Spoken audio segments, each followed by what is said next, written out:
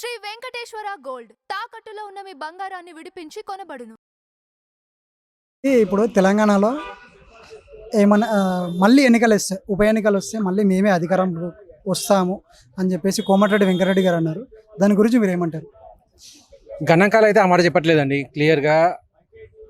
అంటే ఇప్పుడు కాంగ్రెస్ వాళ్ళు, బీఆర్ఎస్ వాళ్ళు, బీజేపీ వాళ్ళు ముగ్గురు కూడా పోటాపడిగా ఉన్నారు. ముగ్గురు కూడా సమంగా ఉన్నారు ఉప ఎన్నికల టైంలో. అధికార పార్టీకి ఓ 10% అనేది ఎక్కువ ఉండాలి వాళ్ళ అధికారంలో ఉందని చెప్పేసి. కాకపోతే వాళ్ళ గణాంకాలే చెప్తున్నాయి ఏంటంటే వాళ్ళు ఇంకా 10% తక్కువలో ఉన్నారని చెప్పేసి. వాళ్ళని కాకుండా వేరే పార్టీ ఎక్కువ ఉందని చెప్పి తెలుస్తుంది. దాని నుంచే తెలివిగా ఇప్పుడు రేవంత్ రెడ్డి గారు చిరంజీవి గారు మ్యాటర్ చేశారు. అంటే చిరంజీవి గారిని పోటీలో నిలబెడదామని చెప్పేసి. ఒకవేళ ఆయన కనుక నిలబెడితే ఖచ్చితంగా గెలిచే ఛాన్స్ ఉంటుంది కాంగ్రెస్ తరఫున. అది చాలా మంచి ఎత్తుగడ. అంటే ఇప్పుడు నిజంగా చిరంజీవి గారు కాంగ్రెస్లోకి వస్తారనుకోవచ్చా? ఎందుకోసం అంటే వాళ్ళ తమ్ముడు జనసేన పార్టీ పెట్టారు కదా, సో కాదని వెళ్ళిపోతే మళ్ళీ వాళ్ళ ఇద్దరి మధ్య ఏమన్నా విభేదాలు రావచ్చు అనుకోవచ్చా? ఇట్లా ఈ అనుమానమే అందరి దగ్గర ఉందండి. అలాగే చిరంజీవి గారు కూడా క్లియర్ ఒకటే మాట చెప్పారు, నేను నా ఫ్యామిలీ తోటి ముచ్చటించి మీకు చెప్తానని చెప్పేసి.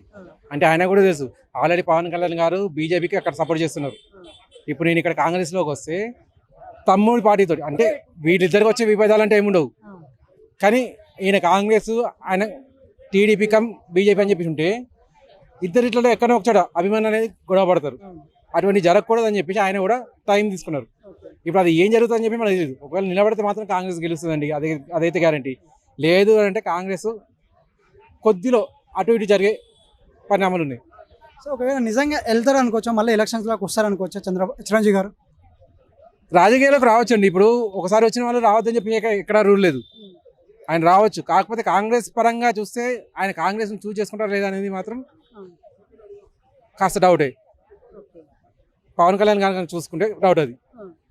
ఎందుకంటే పవన్ కళ్యాణ్ గారు ఆల్మోస్ట్ ఆంధ్రాలో ఒక దేవుడి లెవెల్కి వెళ్ళిపోయారు. ఆయన చేసిన సంక్షేమ పథకాలు ఏవైతున్నాయి ఆదివాసుల కోసం ఎవరు పట్టించుకున్నారండి ఈ మధ్య? ఈ మన దేశంలో కాదు, ప్రపంచంలో ఎవరు పట్టించుకోలేదు. అటువంటిది వాళ్ళకు రోడ్లు వేశారు. స్కూల్లో పిల్లలకు ఆల్రెడీ మధ్యాహ్న భోజనాలు వస్తున్నాయి అని చెప్పేసి ఏ రాజకీయ నాయకుడు పట్టించుకోలేదు.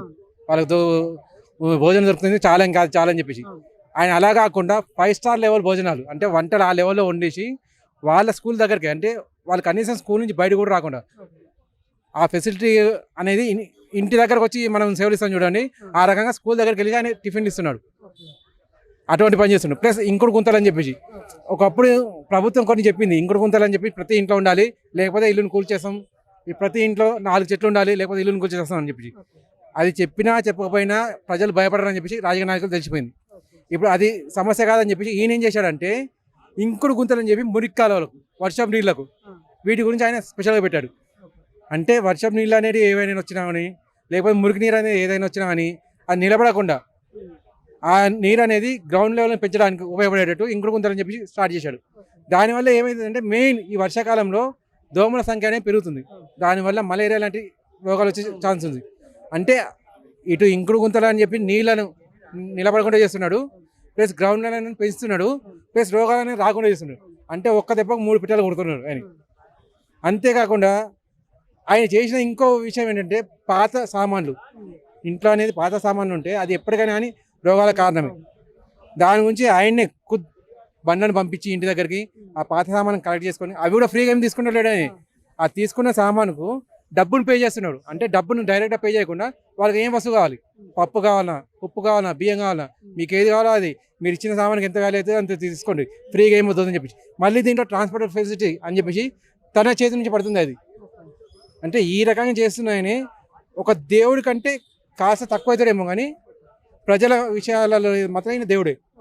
సో ఫైనల్గా ఒకటి, ఇప్పుడు ఏపీ గురించి మాట్లాడారు కాబట్టి, సో ఏపీలో ఇప్పుడు పవన్ కళ్యాణ్ గారు సీఎం అవుతారు అనుకోవచ్చా ఇట్లా నెక్స్ట్ ఎలక్షన్స్? ఈ మాట గురించి వేరే వాళ్ళు ఎవరు భయపడకూడదు, చంద్రబాబు నాయుడు భయపడాలండి. ఎందుకంటే ఈయన చేస్తున్న పనుల వల్ల ఆయన సీట్కి అయితే ఖచ్చితంగా డేంజర్ ఉంది. ఇప్పుడు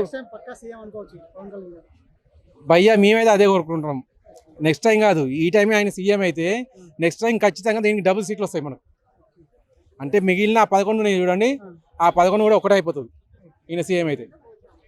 థ్యాంక్ యూ అన్న. Thank you.